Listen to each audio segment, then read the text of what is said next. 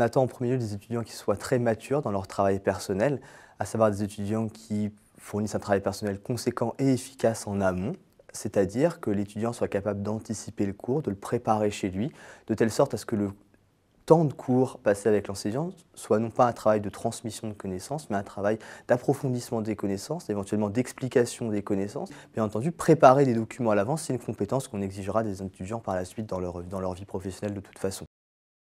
En L1, j'avais beaucoup de lacunes niveau organisation et il faut vraiment se dire que c'est un apprentissage comme tout. Mais ça ne se fait pas tout seul. Ça veut dire qu'il faut vraiment demander de l'aide de ses amis, de ses proches, de ses enseignants et de l'équipe notamment du programme Égalité des chances.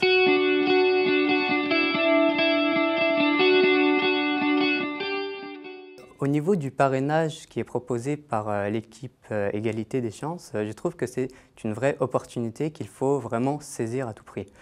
C'est-à-dire qu'on peut bénéficier donc de 3 parrains, un parrain enseignant, un parrain étudiant et un parrain ancien dauphinois. Moi-même, j'ai été filleul et je suis maintenant parrain. C'est vraiment un vrai plus pour le cursus de l'étudiant. C'est-à-dire que ce n'est pas qu'un soutien pédagogique, mais c'est aussi un vrai soutien moral. Au niveau, par exemple, j'ai eu mon parrain enseignant qui est M. Éric Leblanc. J'ai eu un vrai soutien pédagogique en première année, même maintenant, mais c'est aussi un vrai soutien moral qui est notamment un des facteurs qui a permis que je puisse valider ma première année. Ça fait 3 ans donc, que j'interviens dans le cadre du parrainage enseignant-étudiant du programme Égalité des chances. Donc c'est mon 3e filleul cette année.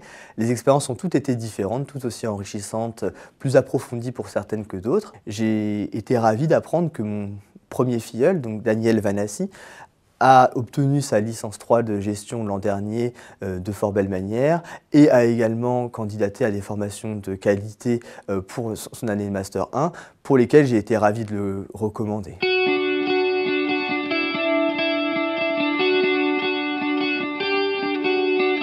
Le premier conseil à donner pour un lycéen souhaitant une bonne préparation pour intégrer l'Université Paris-Dauphine en première année est de renforcer au maximum son capital confiance en mathématiques.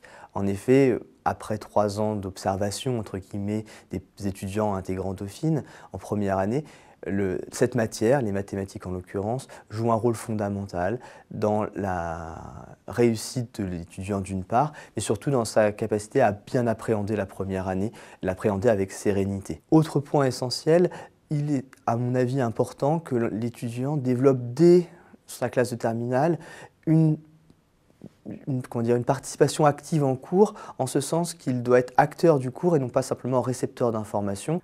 Je vous conseille vraiment de candidater et de vous dire que si vous êtes accepté à Dauphine, vous avez votre place comme tout le monde.